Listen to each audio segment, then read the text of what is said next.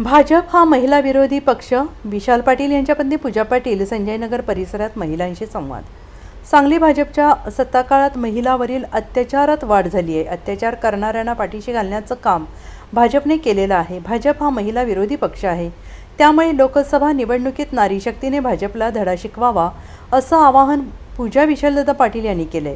सांगली लोकसभा मतदारसंघातील अपक्ष उमेदवार विशाल पाटील यांच्या प्रचारार्थ सांगलीवाडी परिसरातील कदमवाडीमध्ये पूजा पाटील यांनी महिलांच्या गाठीभेटी घेत संवाद साधला. यावेळी शैलजा भावी पाटील, जिल्हा शहर उपाध्यक्ष आशा पाटील, युथ काँग्रेसच्या उपाध्यक्षा गीतांजली पाटील उपस्थित होत्या. त्या म्हणाल्या की देशात गेली 10 वर्ष भाजपची सत्ता आहे. या काळात महिला अत्याचाराच्या अनेक घटना घडल्या. या घटनांवर भाजपच्या नेत्यांनी साधा निषेधही व्यक्त केला नाही.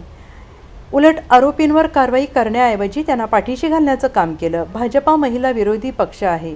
महागाई कमी करू असं आश्वासन देऊन सत्तेत आलेल्या मोदी सरकारने महागाईचा उच्चांक गाठला आहे. पूर्वी 450 रुपयांना मिळणारे गॅस सिलेंडर आता 950 रुपये झालेले आहेत. तेलांपासून डाळींपर्यंतच्या किमती वाढलेल्या आहेत. गोरगरिबांचा संसार उद्ध्वस्त करण्याचं काम भाजपनं केलं आहे आणि त्यामुळे या निवडणुकीत नारी शक्तीने भाजपला आपली ताकद दाखवावी. दिवंगत वसंतदादा पाटील, प्रकाश बापू पाटील, मदन भाऊ पाटील यांनी जिल्ह्यात विकासाचं राजकारण केलं.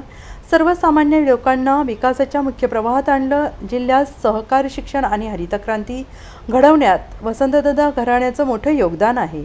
जिल्ह्याचा विकासाचा विचार करून निवडणूक रिंगणात उतरलेल्या विशालदादा पाटील यांना महिलांनी साथ द्यावी असं आवाहनही त्यांनी केलं आहे.